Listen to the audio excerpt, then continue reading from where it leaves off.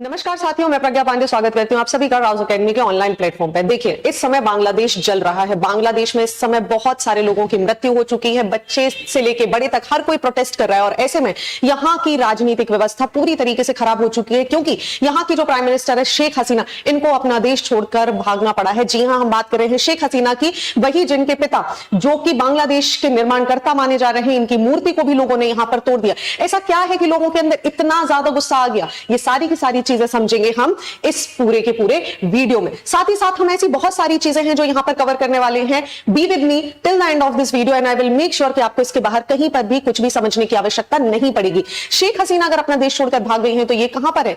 ये कहां शरण लेने वाली हैं? क्या ये फिनलैंड जाएंगी, क्या ये यूके जाएंगी या यूएस जाएंगी? इसके बारे में भी हम यहां पर चर्चा करेंगे। साथ ही साथ ये पूरा का पूरा प्रोटेस्ट हुआ क्यों, इसके 5 महत्वपूर्ण कारण क्या है जिनकी वजह से आप समझिए बहुत बड़ा प्रोटेस्ट यहां पर हमें देखने मिल रहा है। आपको समझना होगा कि अगर किसी देश के प्रधानमंत्री को अपना देश छोड़कर भागना पड़े अपनी जान बचाने के लिए, लोग उसके घर पे अटैक कर दे, उसकी सारी चीजों को छीन लें, तो ये अपने आप में एक गंभीर समस्या है।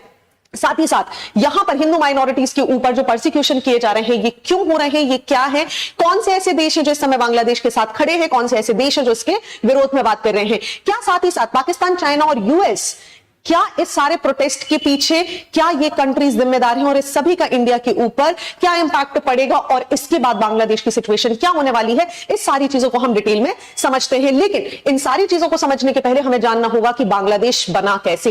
देखिए, हम बात करते हैं 1947 की। आपको पता है 1947 से 1971 की वो जर्नी है जब हम बांग्लादेश, जो कि वर्तमान बांग्लादेश है, ये पहले ईस्ट पाकिस्तान और वेस्ट पाकिस्तान में बटा हुआ था। आपको समझना होगा जो वर्तमान समय का पाकिस्तान है ये वेस्ट पाकिस्तान था और बांग्लादेश था ईस्ट पाकिस्तान। इस्लामिक कंट्री होने के कारण, मुस्लिम मेजॉरिटी होने के कारण इन्होंने चूज किया कि ये पाकिस्तान के साथ रहेंगे और भारत के पूर्वी और पश्चिमी छोर पर 2 देश आ गए जिन्हें हम ईस्ट पाकिस्तान और वेस्ट पाकिस्तान के नाम से जानते थे। लेकिन कंडीशन सिर्फ इतनी ही नहीं थी। ईस्ट पाकिस्तान को लगातार डिस्क्रिमिनेशन का सामना करना पड़ रहा था। कारण क्यों? क्योंकि मेजॉरिटी के जो लोग यहां पर थे ये बांग्ला भाषी थे और पाकिस्तान, जो वर्तमान समय का पाकिस्तान है, यहां पर रहने वाले लोग ज्यादातर उर्दू का प्रयोग करते थे। वर्तमान समय का जो पाकिस्तान है, जिसे हम वेस्ट पाकिस्तान बोल रहे हैं, ये ज्यादा प्रॉस्पेरस था। वहीं अगर हम ईस्ट पाकिस्तान की बात करें तो इतनी ज्यादा प्रॉस्पेरिटी नहीं थी। आर्मी के द्वारा लगातार इनका डिस्क्रिमिनेशन और परसिक्यूशन किया जा रहा था। घटना तक नहीं रहेगी, चीजें थोड़ी सी बदलेंगी।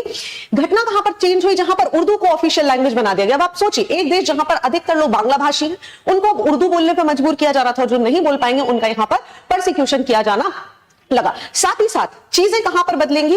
इन सारी चीजों के बाद 1970s में अगर हम बात करें तो एक यहां पर आया भोला साइक्लोन, और भोला साइक्लोन के साथ ही आप देखेंगे बहुत सारे ईस्ट पाकिस्तान के लोगों को अपनी जान गंवानी पड़ी। लेकिन वेस्ट पाकिस्तान ने क्या लोगों की कोई खास मदद यहां पर नहीं की। इसने ऑलमोस्ट 1970 में इसको बर्बाद कर दिया और इसी के 1 महीने बाद हुए पाकिस्तान के पहले जनरल इलेक्शन। अब आप यहां पर समझिए, ईस्ट पाकिस्तान जिसके पास 162 सीटें हुआ करती थी नेशनल असेंबली में, जिसको लीड कर रहे थे आवामी लीग के प्रमुख शेख मुजीबुर रहमान, जिन्हें हम बंग बंधु या फिर बांग्लादेश का फोरफादर भी मानते हैं। वहीं अगर हम वेस्ट पाकिस्तान की बात करें तो 138 में पीपीपी यहां की प्रमुख पार्टी थी, जिसको लीड कर रहे थे जुल्फिकर अली भुट्टो। इतनी घटनाओं के बाद भी वेस्ट पाकिस्तान वॉज कॉन्फिडेंट कि जीत कर तो यही आएंगे। आउटकम क्या हुआ, जिससे पूरा का पूरा पाकिस्तान शॉक हो चुका।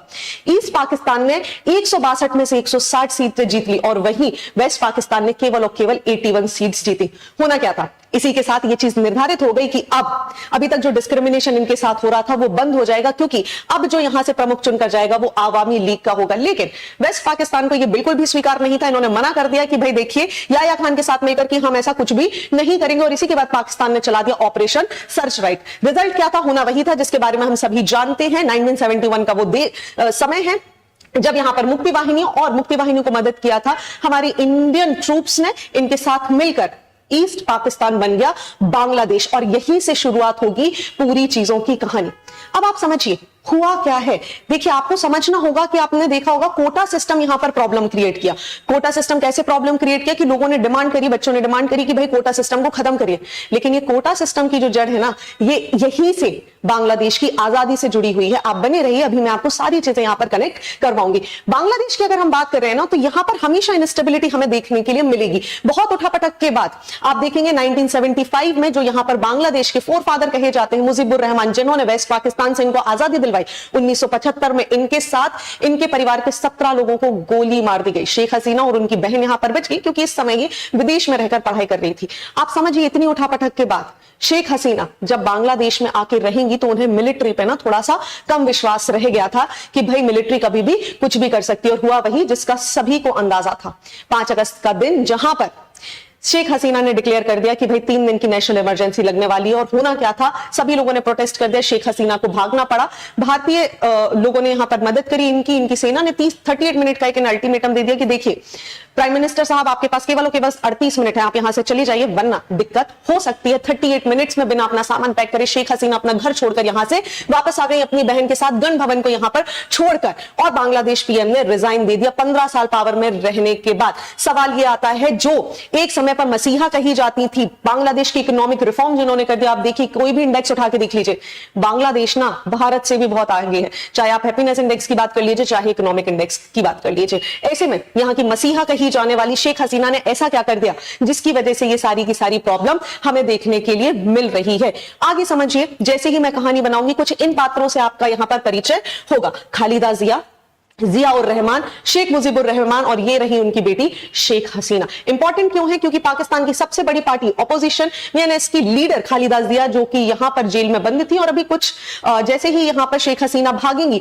उसके बाद इनको यहां पर रिहा किया गया, और कयास भी लगाए जा रहे हैं कि ये ही यहां की अब प्राइम मिनिस्टर बनेंगे। हालांकि अभी हम कह नहीं सकते, हो सकता है इनकी पार्टी बीएनपी का कोई दूसरा व्यक्ति यहां पर लीडर बन सके। बांग्लादेश का प्रोटेस्ट कुछ उन चीजों की भी याद दिलाता है जो श्रीलंका, पाकिस्तान में भी हमें देखने के लिए मिली, जहां पर लोग प्राइम मिनिस्टर आवास में घुस गए और वहां की सारी वस्तुओं को तोड़ फोड़ दिया गया और सारी चीजें वहां से उठा ली गई। ये सारी की सारी घटना कुछ हमें देखने के लिए मिल रही है। आप देख रहे हैं शेख मुजीबुर रहमान का पुतला, जिसे लोगों ने बहुत ही निर्ममता तरीके से यहां पर तोड़ दिया। अब समझने की जरूरत यह है कि इस समय बांग्लादेश के कंट्रोल में कौन है। तो बांग्लादेश की अगर हम बात करें तो शेख हसीना के बाद यहां डिसाइड किया गया कि एक इंटरिम सरकार का गठन किया जाएगा, आवामी लीग को छोड़कर। जो बाकी की तीनों की 3 पार्टी यहां पर हमें देखने को मिल रही है, जिसमें से एक बीएनपी भी है, जिसमें से एक आपको जमात इस्लाम देखने के लिए मिलेगी और एक जातीय पार्टी देखने मिलेगी। इन सभी को मिलाकर यहां पर डिसाइड किया जा रहा है कि ये मिलकर एक इंटरिम सरकार का गठन करेंगी, जो कि आगे आने वाले चुनावों के लिए काम करेगी। लेकिन सवाल वही है कि आखिर ये सब घटा क्यों? तो देखिए 1975 की हम बात कर रहे हैं, जब शेख मुजीबुर रहमान को गोली मार दी गई। लेकिन पीछे चलते हैं 1971 में, बांग्लादेश हमारे सामने बनकर आ गया, और सबसे इंपॉर्टेंट चीज ये होगी, जैसे ही प्राइम मिनिस्टर शेख मुजीबुर रहमान बनकर आ गए, जिन्हें हम बंगबंधु के नाम से भी जानते हैं, इन्होंने बोला कि देखिए इंपॉर्टेंट है कि जिन लोगों ने पाकिस्तान से हमें आजादी दिलवाने में मदद की है ना, इनको हम यहां पर सहायता दें, इनको हम कोटा सिस्टम दें, और यहीं से शुरू होगी कोटा सिस्टम की कहानी। चलिए देखते हैं कि आखिर ये किस तरीके से कोटा सिस्टम हमें देखने के लिए मिला है, और इसी के साथ समझते हैं 60 दिन 3 घटनाएं जिन्होंने बांग्लादेश के इतिहास को पूरी तरीके से परिवर्तित कर दिया, और जिसमें सबसे इंपॉर्टेंट है स्टूडेंट प्रोटेस्ट। अब देखिए, जैसा मैंने आपको बताया कि अगर हम बांग्लादेश के कोटा सिस्टम के बारे में बात करें तो वो कुछ इस तरीके से था। जैसे ही बांग्लादेश आजाद हुआ तो यहां पर सिविल सर्विसेज के लिए 30% का रिजर्वेशन फ्रीडम फाइटर्स के लिए दिया गया। माना गया कि भाई जिन्होंने देश को आजाद करवाने में इतना महत्वपूर्ण योगदान दिया है, वो डिजर्व करते हैं कि उनको यहां पर प्रोटेक्शन दिया जाए, और इसी के साथ निर्धारित किया गया कि 30% का कोटा दिया जाएगा। 10% उन महिलाओं को दिया गया जो इस घटना के कारण, पाकिस्तान आर्मी की ब्रुटैलिटी के कारण अफेक्ट हुई थी। 40% डिस्ट्रिक्ट बेस्ड, जो बैकवर्ड डिस्ट्रिक्ट बेस्ड थे, उनको दिया गया, और 20% केवल और केवल मेरिट बेस्ड कोटा था। घटना सारी सब कुछ चल रही थी, सही चल रहा था, लेकिन अचानक से आप देखेंगे 1997 में कोटा को एक्सटेंड कर दिया गया कि भाई अभी तक तो कोटा दिया जा रहा था फ्रीडम फाइटर्स को, अब यहां पर जो उनके बच्चे हैं उनको भी दिया जाएगा।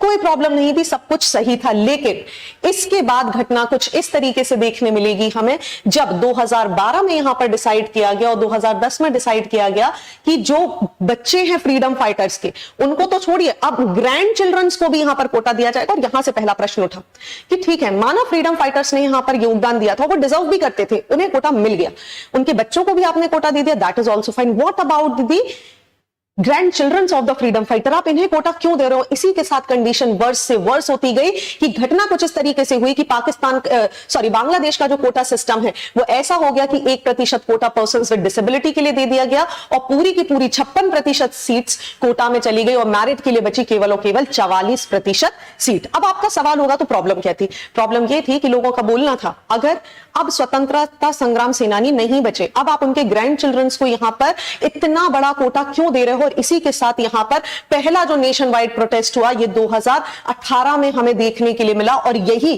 कहीं ना कहीं जड़ बनेगा शेख हसीना की गवर्नमेंट जाने का। समझिए, अब देखिए शेख हसीना के लिए ना कहीं ये जो कोटा सिस्टम था ये बहुत महत्वपूर्ण था। कारण कि उनके पिता बंगबंधु, क्योंकि ये कहीं ना कहीं कोटा सिस्टम उनकी देन थी। और अब आप समझ सकते हैं इसी के साथ कि लोगों ने इनकी मूर्ति को यहां पर क्यों तोड़ा। और शेख हसीना का कहीं ना कहीं एक अटैचमेंट था और वो नहीं चाहती थी कि जिन लोगों ने भाई यहां पर सेक्रीफाइस किया है ना उसको हटाए। और इसी के कारण शेख हसीना ने कुछ ब्लंडर्स यहां पर करना चालू किए। मैं अभी आपको समझाती हूं क्या हुआ। अब देखिए, जैसे ही पूरी की पूरी घटना घटी ना तो शेख हसीना ने 1975 के बाद सब कुछ बढ़िया चल रहा था। 2018 में ये सारी की सारी प्रॉब्लम हुई और शेख हसीना ने बोल दिया कि देखिए हम पूरा का पूरा कोटा सिस्टम ही खत्म कर देते हैं। हाई कोर्ट में अपील की गई और बोला गया कि भाई ये सारी चीजें तो गलत है। हाई कोर्ट ने दोबारा यहां पर इन्वेस्टिगेट किया और हाई कोर्ट ने यहां पर कुछ इस तरीके का सिस्टम बोल दिया कि देखिए नहीं, आप जो भी चीजें बोल रहे हो ये घटना जून की है। हाई कोर्ट ने रीइंस्टेट कर दिया 30% Kota for the descendants of the freedom fighting, और जो भी रूलिंग थी 2018 की उसे यहां पर इलीगल कर दिया गया, क्योंकि यहां पर अबॉलिश कर दिया गया था। और इसी के बाद क्या था, लोगों के अंदर जो प्रोटेस्ट था ना ये जून से यहां पर बढ़ने लगा। कंडीशन यहीं पर नहीं रुकेगी, कंडीशन ज्यादा वर्ष कब हो जाएगी, जब सुप्रीम कोर्ट यहां पर इन्वॉल्व होगा और सुप्रीम कोर्ट बोलेगा कि अब देखिए हम क्या करने वाले हैं कि इसको पूरी तरीके से खत्म नहीं करते हैं, लेकिन 93% जो सीट है गवर्नमेंट जॉब्स है उनको हम क्या कर देते हैं, मेरिट बेस के लिए रखते हैं। लेकिन अभी भी 7% सीटों को रिजर्व कर दिया गया, जिसमें से 5% उन डिसेंडेंट्स के लिए है जो कि यहां पर इस युद्ध का पार्ट बने थे और 2% यहां पर डेजिग्नेटेड कैटेगरी में रख दिया गया। अब आप सोचेंगे शेख हसीना ने यहां पर क्या किया, ये तो सुप्रीम कोर्ट का डिसीजन है और लोग शेख हसीना के खिलाफ क्यों विद्रोह कर रहे हैं। कारण था शेख हसीना का एक स्टेटमेंट जहां पर उन्होंने प्रोटेस्ट करने वाले बच्चों को रजाकार यहां पर बोल दिया। आप समझिए, शेख हसीना ने जब ये कोटा सिस्टम को डिफेंड कर रही थी तो इन्होंने बोल दिया कि शूट एट साइट का ऑर्डर दे दीजिए। इन्होंने बोल दिया कि जो भी लोग सरकार के विरुद्ध यहां पर जा रहे हैं क्या ये रजाकार है। अब आपको लग रहा होगा कि रजाकार तो बहुत आम शब्द है, अरबी भाषा का शब्द है जहां पर यूजुअली इसका इस्तेमाल किया जाता है स्वयं सेवकों के लिए। लेकिन आप समझिए, जब हम बांग्लादेश की बात करते हैं तो रजाकार बहुत अच्छा शब्द नहीं है। यहां यह शब्द उन लोगों के लिए इस्तेमाल किया जाता है जो पाकिस्तान के समर्थक है, मतलब जो बांग्लादेश विरोधी सोच रखते हैं। और जैसे ही शेख हसीना ने यह स्टेटमेंट दिया, सिचुएशन यहां पर वर्स हो गई। शेख हसीना ने बोल दिया एक मीडिया रिपोर्ट में कि अगर लोगों को यहां पर नहीं दिया जाने वाला है तो क्या हम उनको दें जो रजाकार हैं। और इसी के साथ एक बड़ा प्रोटेस्ट यहां पर देखने मिल गया कि लोग यहां पे खुद को बोल रहे थे कि तू के अमी के रजाकार रजाकार, who are you, who am I, रजाकार रजाकार। ये अपने आप में प्रोटेस्ट करने का एक तरीका था शेख हसीना के खिलाफ। अब आप समझिए, ये पूरा का पूरा प्रोटेस्ट चल ही रहा था। ये तो हो गए दो इशू। पहला इशू आपको समझ में आ गया जहां पर कोटा सिस्टम खत्म किया गया। दूसरा इशू जहां पर कोटा सिस्टम खत्म ना करने के कारण यहां पर बात की गई। दूसरे इशू की अगर हम बात करें तो जहां पर शेख हसीना ने प्रोटेस्टर्स को, उन बच्चों को यहां पर रजाकार शब्द से संबोधित किया। तीसरे इशू की हम यहां पर अगर बात करें तो ये भी बहुत इंपॉर्टेंट है। देखिए, जब बच्चे यहां पर प्रोटेस्ट कर रहे थे तो सरकार ने कुछ इंसिडेंट किए। सरकार ने बोल दिया कि भाई जितने लोग भी यहां पर प्रोटेस्ट कर रहे हैं ना 18 जुलाई को कोटा सिस्टम के खिलाफ, क्या करा जाए, इनके खिलाफ शूट एट साइट का वार्निंग दे दिया गया। पूरी सोशल मीडिया को बंद कर दिया गया। गवर्नमेंट ऑफिसेस की बात करें या फिर हम स्कूल कॉलेजेस की बात करें, सभी को बंद कर दिया गया। बहुत सारे बच्चों की मृत्यु हुई, लेकिन शेख हसीना यहां पर चुप थी। शेख हसीना ने कुछ भी नहीं बोला। लेकिन इसी समय शेख हसीना एक मेट्रो के उद्घाटन के लिए गई। मेट्रो में बच्चों ने कुछ यहां पर डिस्ट्रक्शन कर दिया था और उस डिस्ट्रक्शन को देख के शेख हसीना रो पड़ी। और बस क्या था, लोगों के अंदर गुस्सा आ गया कि 300 बच्चों की मौत हुई है और आपकी आंख से एक आंसू नहीं झलका, आपने एक शब्द भी नहीं बोला। लेकिन यहां पर जैसे ही आपने एक मेट्रो का डिस्ट्रक्शन देखा, आपको इतना ज्यादा बुरा लग रहा है। होना क्या था, सिचुएशन वर्स से वर्स हो गई। बच्चों ने, लोगों ने यहां पर गवर्नमेंट की वेबसाइट्स को हैक कर लिया और बहुत सारी डिमांड रेस कर दी। उस डिमांड में से एक डिमांड थी कि शेख हसीना अपने इस व्यवहार के लिए लोगों से माफी मांगे। समझते हैं आगे इशू, दूसरे इश्यूज क्या हुए। इसी घटनाक्रम में ये सारी चीजें चल ही रही थी। जून से जुलाई तक का ये समय हुआ। इसी बीच शेख हसीना पर आरोप लगाए जाने लगे कि भाई ये जो चुनाव जीत कर आई है, जो यहाँ की सेकंड लार्जेस्ट बड़ी पार्टी थी, बोला जाने लगा कि इन्होंने गलत तरीके से चुनावों को जीता है। और इसी के कारण शेख हसीना पर आरोप लगाए जाने लगे कि यहां पर करप्शन है। शेख हसीना केवल और केवल आवामी लीग को यहां पर जीत दिलाना चाहती हैं। सारे ऑपोजिशन लीडर को जेल में बंद कर दिया गया है। प्रोटेस्टर्स को उठा के जेल में बंद कर दिया गया है। बच्चों की क्या गलती है? बच्चों के लिए तो शेख हसीना आंसू भी नहीं बहा रही, और इसी के साथ करप्शन जैसे चार्जेस यहां पर इनके ऊपर लगाए जाने लगे, और इसी के साथ ये पूरे के पूरे इशू बनेंगे जहां पर आप देखेंगे कि शेख हसीना की गवर्नमेंट थोड़ी प्रॉब्लम में आ जाएगी। और 5 अगस्त का दिन, 4 अगस्त को एक वार्निंग इशू की गई कि देखिए हम नॉन कॉपरेशन मूवमेंट करेंगे गवर्नमेंट के खिलाफ। गवर्नमेंट को क्या करना है? अगर गवर्नमेंट हमारा साथ नहीं दे रही है, अगर शेख हसीना माफी नहीं मांग रही है, then it is not going to be any good for her. ये सारी की सारी चीजें कुछ इस तरीके से हुई कि स्टूडेंट्स ने कुछ डिमांड रख दी, और उस डिमांड में अगर हम सबसे बड़ी डिमांड की बात करें तो स्टूडेंट्स ने बोल दिया कि शेख हसीना हमसे क्या करे? माफी मांगे, जो कि शेख हसीना यहां पर नहीं मांगेंगी। और जब शेख हसीना यहां पर माफी नहीं मांगेंगी तो होना क्या था? होना वही था कि डिमांड ना मानने के चलते लोगों ने प्रोटेस्ट करना शुरू कर दिया, और उसी के कारण आप देखेंगे शेख हसीना की गवर्नमेंट यहां पर फॉल कर जाएगी। चलिए, इसी के साथ होना क्या था? होना यह था कि 5 अगस्त को जैसे ही 3 दिन के लिए इमरजेंसी जैसा एक सिचुएशन यहां पर आई, शेख हसीना के घर में लोग घुस गए, लूटपाट मचा दी, और सारी की सारी उनकी पर्सनल बिलोंगिंग से लेकर सारी चीजों को यहां पर छीन लिया गया, तोड़ा फोड़ की गई, और इसी के साथ शेख हसीना को यहां पर इस जगह को छोड़कर भागना पड़ा। हालांकि इस समय बड़ी ही कयास लगाए जा रहे हैं कि शेख हसीना को अजाइलम कहां मिलेगा, क्योंकि यूके ये बोल रहा है कि जिन लोगों के ऊपर ह्यूमन राइट्स वायलेशन के यहां पर प्रश्न लगाए गए हैं, ऐसे लोगों को हम अपने यहां शेल्टर नहीं दे सकते। यूएस भी बहुत कुछ खास आंसर नहीं कर रहा है, तीसरा ऑप्शन यहां पर फिनलैंड है, लेकिन इसके बारे में भी हम क्लियर नहीं है। As of now Sheikh Hasina को किसी सुरक्षित आवास में एक ऐसी जगह पर भारत में रखा गया है जिसकी जानकारी किसी को भी नहीं है। लेकिन इन सारी घटनाक्रम के साथ एक और चीज हमें देखने मिल रही है, क्या वेस्टर्न प्लॉट यहां पर शेख हसीना के खिलाफ किया गया है? क्योंकि इसकी जानकारी शेख हसीना ने आज से 2 महीने पहले दी थी। शेख हसीना का बोलना था कि मेरे खिलाफ ना वेस्टर्न वर्ल्ड यहां पर काम कर रहा है। देखिए, जैसे ही हसीना चौथे टर्म का यहां पर इलेक्शन जीतेंगी, मैंने आपको बताया जैसे ही यहां की जो मेन अपोजिशन पार्टी थी बीएनपी, इसने यहां पर बोल दिया कि देखिए इलेक्शंस यहां पर फेयर एंड फाइट नहीं किए गए हैं। हालांकि बहुत सारी बड़ी बड़ी कंट्रीज थी जिसमें से कनाडा, रशिया, यूके हमें देखने मिलेंगी, इस्लामिक कॉपरेशन, अरब पार्लियामेंट, इन्होंने बोला कि देखिए ये बहुत अच्छे से इलेक्शन किए गए हैं, फ्री, फेयर और पीसफुल है। लेकिन यूएस यहां पर बोल देगा कि नहीं, हमें तो डाउट है कि भाई फेयर इलेक्शन नहीं किए गए। आप देखिए कौन बोल रहा है? यूएस बोल रहा है, और ये वही यूएस है जो पाकिस्तान के इलेक्शंस को बोलता है कि इन्होंने बहुत फेयर इलेक्शन किए हैं। और यहीं से सवाल उठकर आने लगा, क्या ये यूएस, पाकिस्तान और चाइना की साजिश है? क्या ये इनकी मिली भगत है, या इनकी सबकी सेपरेट कोई इंटेंशन है कि ये भारत यहां पर बांग्लादेश को वीक करना चाहते हैं? और इसका खुलासा कहीं ना कहीं शेख हसीना ने 2 महीने पहले कर दिया था। देखिए, संडे गार्जियन की एक रिपोर्ट के अनुसार शेख हसीना बताया कि भाई यूएस यहां पर सिक्योर करना चाह रहा है एक मिलिट्री बेस बांग्लादेश के अंदर। यूएस यहां पर डेस्परेट है कि वो मिलिट्री बेस बनाए बांग्लादेश में, ना केवल बांग्लादेश बल्कि बांग्लादेश और म्यांमार को तोड़कर। और इसी के साथ शेख हसीना ने कुछ स्टेटमेंट दिए कि देखिए western nation, in fact United nation का बिना नाम लिए उन्होंने बोला कि एक वेस्टर्न नेशन एक कंट्री है जिसके बहुत सारे मिलिट्री बेस हैं, ठीक है, और ये कंस्पायर कर रही है कि बांग्लादेश यहां पर इसका पार्ट बने, और ये हमसे एक मिलिट्री बेस चाहते हैं सेंट मार्टिन्स आइलैंड में। आप यहां पर देख सकते हैं, ये सेंट मार्टिन्स आइलैंड्स आपको देखने के लिए मिलेंगे, जो कि ध्यान से देखें आप, बांग्लादेश और म्यांमार के बीच में बने हैं, और यूएस यही चाहता है कि यहां पर उसे एक मिलिट्री बेस मिल जाए। शेख हसीना ने एक स्टेटमेंट भी दिया था, इन्होंने बोला था कि देखिए Christian states like east Timur, आपको पता है जब हम इंडोनेशिया के पास की बात करते हैं तो इंडोनेशिया में ईस्ट और वेस्ट दो, तिमूर आइलैंड को 2 पार्ट में डिवाइड किया गया है। एक जगह पे आपको इंडोनेशिया देखने मिलेगा, दूसरी जगह पर यूएस का मिलिट्री बेस बना हुआ है। शेख हसीना ने डायरेक्टली बोला कि देखिए जिस तरीके से क्रिश्चियन स्टेट बनाया गया था ईस्ट तिमूर, उसी तरीके से यहां पर म्यांमार और बांग्लादेश, इनफैक्ट भारत तक को तोड़कर एक सेपरेट आइलैंड बनाने की कोशिश की जा रही है। हालांकि यहां पर इन्होंने किसी का नाम नहीं लिया, इन्होंने बोला कि बहुत बार ऐसा हुआ है कि मेरे पास इस तरीके के ऑफर आए हैं व्हाइट मेंस की तरफ से, हालांकि किसी का नाम नहीं ले रही थी, लेकिन पॉइंट आउट डायरेक्टली किया जा रहा था यूएसए की तरफ। शेख हसीना ने बोला कि मुझसे बोला जा रहा है कि अगर आप हमें यहां पर सेंट मार्टिन्स आइलैंड दे देंगी तो हम आपकी सरकार को बहुत अच्छे से चलने देंगे, और हम ऐसा स्टेटमेंट भी देंगे कि आपने जो इलेक्शन करवाए थे ये फेयर थे। हालांकि शेख हसीना ने क्लियरली डिनाई किया कि इसकी कोई आवश्यकता नहीं है, और मैं अपने देश को बेचकर, अपने देश के एक टुकड़े को बेचकर ऐसा कोई भी स्टेटमेंट यहां पर नहीं दूंगी। तो इससे पहला कयास लगाया जा रहा है कि यूएस का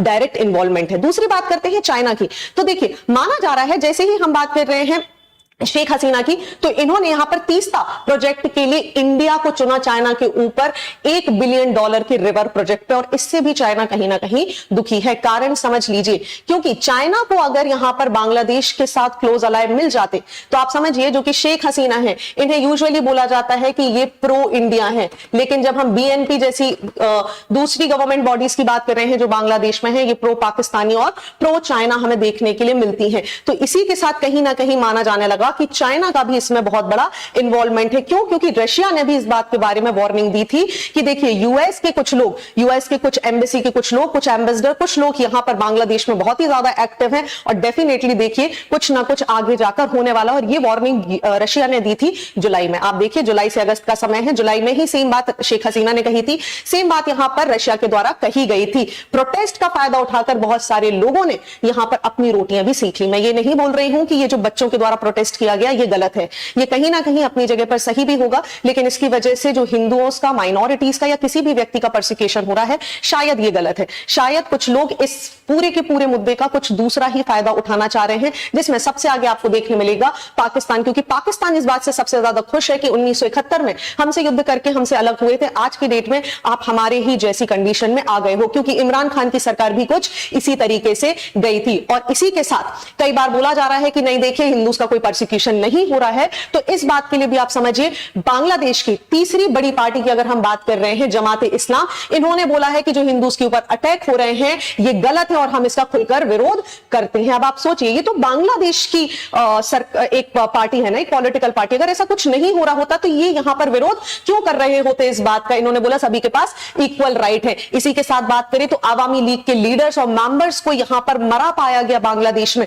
जिससे यह अंदाजा लगाया जा रहा है कि शायद इस बच्चों के प्रोटेस्ट का फायदा उठाते हुए यूएस, चाइना और पाकिस्तान जैसे बड़े बड़े ग्रुप्स का यहां पर इन्वॉल्वमेंट हमें देखने के लिए मिल रहा है। क्योंकि अगर शेख हसीना जाएंगी तो प्रो इंडिया स्टेटमेंट यहां से हट जाएगा और अब जो भी नई सरकार आएगी वो हो सकता है प्रो इंडिया हो, लेकिन ये तो तय है कि वो pro Pakistan, pro China definitely यहां पर होगी। और इसी के साथ इजरायली एम्बेसडर की भी अगर हम बात करें, इन्होंने कंडेम किया, मतलब इकलौती कंट्री जिसने आकर कंडेम किया कि हिंदूज का जो परसिक्यूशन हो रहा है ये गलत है। हालांकि इसके पीछे इजराइल के खुद के कुछ इंटेंशंस भी हो सकते हैं, क्योंकि बांग्लादेश उन चुनिंदा कंट्रीज में से है जो कि बिल्कुल नहीं मानता इजराइल कोई देश है, वो बोलता है कि पैलेस्टीन देश है। बांग्लादेश उन कुछ कंट्रीज में से है जो डायरेक्टली यहां पर साउथ अफ्रीका के साथ इंटरनेशनल कोर्ट को अप्रोच करेगा कि देखिए ह्यूमन राइट का वायलेशन हो रहा है गाजा स्ट्रिप में। तो शायद इजराइल का ये जो स्टेटमेंट है ये कहीं ना कहीं हिंदूज के परसिक्यूशन को बात करने की जगह बांग्लादेश विरोधी बात करना भी है। हो सकता है इनका बदलाव हो, बट जो भी हो एटलीस्ट इन्होंने यहां पर आवाज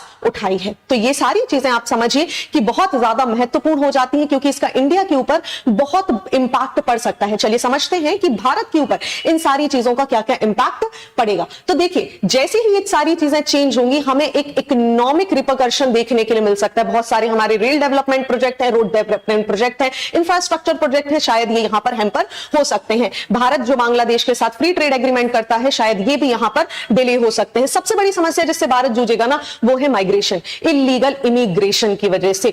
इस समय भारत की जो बॉर्डर है ना, इसके लिए भी अलर्ट रिलीज कर दिए गए हैं कि हमें से प्रोटेक्ट करना बहुत ज्यादा जरूरी है, स्पेशली नॉर्थ ईस्ट इंडिया में। इकोनॉमिक अनसर्टेनिटी आएगी, क्योंकि आप देखेंगे अगर इस तरीके की सिचुएशंस बढ़ी तो हो सकता है वायलेंसेस भी हमें नॉर्थ ईस्टर्न रीजन्स में देखने के लिए मिले, जिसकी वजह से हमारी रीजनल सिक्योरिटी अपने आप में खतरे में है। सबसे बड़ी चीज है कि जैसे ही तालिबान की हम बात कर रहे हैं, अफगानिस्तान और प्रो चाइना गवर्नमेंट की बात कर रहे हैं मालदीव्स में, भारत कहीं ना कहीं एक ऐसी सिचुएशन में आ गया है जहां पर उसके नेबरहुड्स में आग लगी हुई है। आप पाकिस्तान की बात कर लीजिए, इंस्टेबिलिटी का शिकार है। अफगानिस्तान में तालिबान बैठा हुआ है। आप म्यांमार में देखिए तो यहां पर भी मिलिट्री कू हमें देखने के लिए मिल चुका है। मालदीव्स की बात करें तो अपफ्रंटली बोल चुके हैं कि हम चाइना के समर्थक हैं और चाइना तो हमारा दुश्मन है ही। ऐसे में भारत के लिए जो बहुत अच्छा दोस्त था बांग्लादेश, जो कि शेख हसीना ने कहीं ना कहीं एक दोनों के बीच में एक बहुत अच्छा रास्ता क्रिएट किया हुआ था कि हिंदुस्तान और बांग्लादेश आपस में एक मित्र के जैसे रहते थे। अगर इनकी आवामी लीग के अलावा कोई दूसरी सरकार आती है तो इस बात की कोई गारंटी नहीं है कि भारत के साथ यहां पर उनका पॉलिटिकल लैंडस्केप कैसा होगा, क्या ये प्रो पाकिस्तानी होंगे या फिर प्रो चाइना होंगे। इसी के साथ कहीं ना कहीं रेडिकल ग्रुप्स के यहां पर बढ़ने के चांसेस हमें देखने के लिए मिल रहे हैं और इसी के लिए भारत को चाहिए कि जल्दी से जल्दी यहां पर कोई गवर्नमेंट एस्टैब्लिश हो, क्योंकि हम अपने डिप्लोमेटिक रिलेशंस यहां पर रीस्टार्ट कर पाए ताकि किसी भी चीज में हर्डल क्रिएट ना हो। ठीक है, सो ये सारी चीजें आपको समझना होगा कि जिसकी वजह से भारत इंपॉर्टेंट है, भारत के लिए इंपॉर्टेंट हो जाता है बांग्लादेश। नो डाउट जो चीजें यहां पर हो रही हैं, जिस तरीके से प्रोटेस्ट हो रहे हैं, इसमें बहुत सारे बच्चों की, बहुत सारे नेताओं की, बहुत सारे लोगों की जान जा चुकी है। बहुत सारी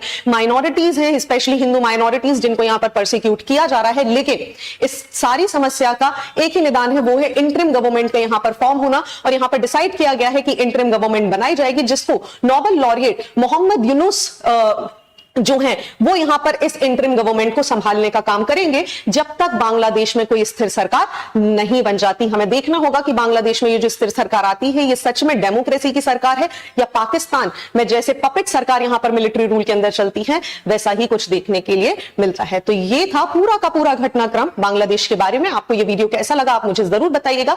आपके क्या विचार हैं इस पूरी की पूरी प्रोटेस्ट को लेकर, इसमें इन्वॉल्व विदेशी शक्तियों को लेकर या फिर कुछ जो माइनॉरिटीज के ऊपर जो अत्याचार हो रहे हैं उसे लेकर आप मुझे कमेंट सेक्शन में जरूर बताइएगा। Thank you and see you soon.